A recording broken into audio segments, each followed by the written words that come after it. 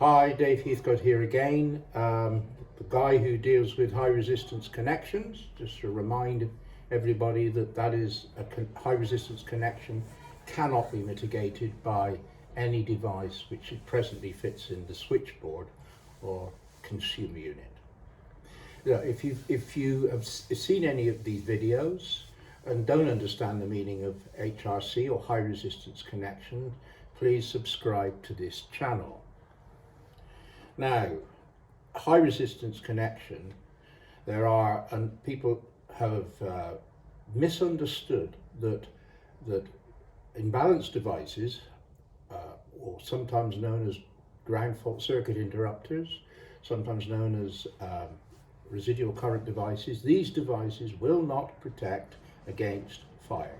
They're neither designed to, or were they purposed to, or are they fitted to do that. So I want to give you an example here where those that believe that can protect against fire or heat and will switch off, I'm just going to give you an example of how that can't happen. This is a residual current device or an imbalance device, giving its generic term, and you will see here that this actually is burned itself, and on the side you can see that it is starting to warm up. And if you'd have left this any longer, or if this had continued and the electrician hadn't spotted it, it would have carried on until this was burnt right out perhaps. So this just goes to show that if people tell you that an imbalance device, residual current device, ground fault circuit interrupter, earth leakage circuit breaker, or a combined device which is known as an RCBO, which also has an overcurrent breaker in it, then the imbalance part of that the combined device or any of the other devices will not protect. They're for protecting against electrical shock, earth leakage.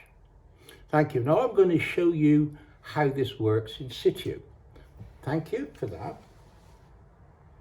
Now here we have a very standard distribution system. In Australia this is known as a switchboard, and in the United Kingdom a consumer unit, and in the United States it's known as a breaker panel. And I'm sure I could read that in German or Thai or Chinese. They all got their own names, but they're the same, ostensibly the same thing. And this is to protect your whole installation in your house, your office, or what have you. Now, this device here, I'll point with this piece of wire. This device here, these are just standard circuit breakers, overcurrent circuit breakers. That's a main switch, but this one is an imbalance device. Now, I'm going to state that cannot trip off if high resistance connections occur within it, unless we fit a PIP device, or it is subject to PIPTECH or pre-ignition protection components. This device has been fitted out internally, ergonomically, with one of the components which we have developed. And you'll see what happens. If at the top or the bottom there is a poor connection, and that poor connection, according to the laws of high resistance connections, gets hotter and hotter until eventually you have odor, smoke and flames, then this would not trip out unless that tiny device was placed inside and actually governed how hot it was allowed to go. As it now stands, this particular module here will only respond to heat if it's at 85 degrees C. 85 degrees C is not hot enough to create odor, smoke or ignition, but it is hot enough to be on its way to something worse. In other words, it is too hot to be right.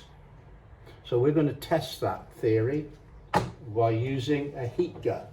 It is much easier to use a heat gun than it is to try to create high resistance connection, but they're both much the same effect. So we're going to apply some heat, gentle heat. We can't get it too close because it will melt very quickly.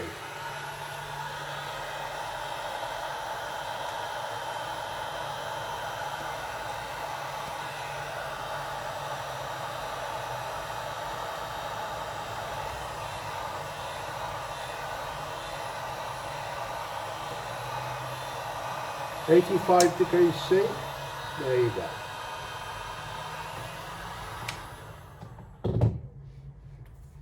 Now that cannot switch back on.